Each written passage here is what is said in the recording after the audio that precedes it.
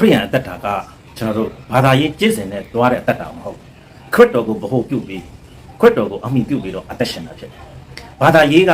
ဟန်ဆောင်ခြင်းတတ်ပဲဘာသာရေးကတရားတော်နာတယ်ဒါပေမဲ့လက်တွေ့မှာ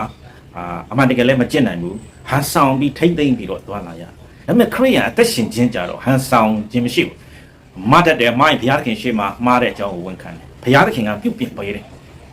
ဘုရားကလမ်းပြပေးတယ်ဘုရားကတိဆောက်ပေးတာဖြစ်တယ်အဲကြောင့်ခရစ်တော်ကိုယုံကြည်တဲ့သူတွေမှာပြောင်းလဲခြင်းတွေရှိတယ်အတွင်းအရင်ဥဆုံးပေါ့နော်အတွင်းတဏ္ဍာကိုဘုရားကအရင်ချင်းပေးတယ်ဒါကြောင့်တချို့ကခရစ်တော်ကိုယုံကြည်တဲ့အခါမှာငရဲကလွတ်တယ်လို့ပြောတဲ့အခါမှာအပြည့်လုပ်ဖို့လိုင်စင်ပေးတာလို့မဟုတ်ဘူးဗျခရစ်တော်ကိုယုံကြည်လက်ခံလိုက်တာနဲ့အပြည့်လုပ်ခွင့်ရတဲ့လိုင်စင်ကြီးရုပ်သိမ်းသွားခြင်းခံရတာဖြစ်ပါတယ်လူတွေကယနေ့ဘာသာတရားရဲ့အောက်မှာကောင်းတာတွေသိတယ်မကောင်းတာတွေသိတယ်ကောင်းတာလုပ်ရမယ်ဆိုတာသိတယ်မကောင်းတာရှောင်မယ်ဆိုတာဒါပေမဲ့မရှောင်နိုင်ဘူးအဲ့ထက်မှတန်တရားလည်းပြီးမကောင်းခြင်းနဲ့ကောင်းမကောင်းနဲ့ခြားပတ်ရမ်းနေတာခရိယန်တက်တာကြအဲ့လိုမဟုတ်ဘုရားသခင်ကိုယ်တော်မတက်နိုင်ဘူးတက်တာလည်းမှဆိုရင်ဒါဝိကြီးတော်မှမှားမိတဲ့အခါမှာဘုရားသခင်ရှေ့မှာဘုရားသခင်ဆုံးမတဲ့အခါမှာကိုတော်ကျွန်တော်ကအပြစ်များပြပါတယ်အမိဝမ်းထဲမှာပရိသေတွေယူစင်းနဲ့ပြည့်ဆွဲပါတယ်ကိုတော်ရှောက်မဲ့စင်ကြတဲ့နှလုံးသားကိုပေးပါဘုရားကပြန်ပြုတ်ပြင်ပေးတယ်